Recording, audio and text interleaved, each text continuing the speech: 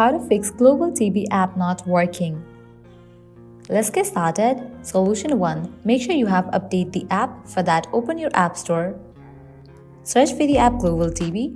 After app appears, at the right corner you'll find the option of Open or Update. If you find the option of Update, just click on it and update the app to its latest version.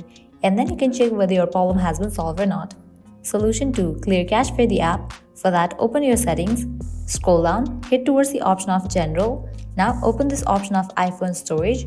From here, find the app Global TV. Once you find it, open it. Click on Upload app. Click on Upload app. After completion of uploading app, click on Reinstall app.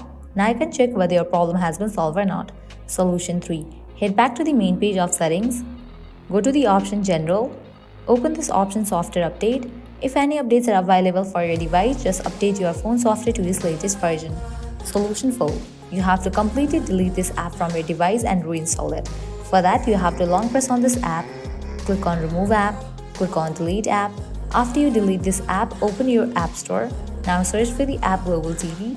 After app appears, install it. Applying these solutions, your problem will be fixed. So this is how you can fix Global TV app not working.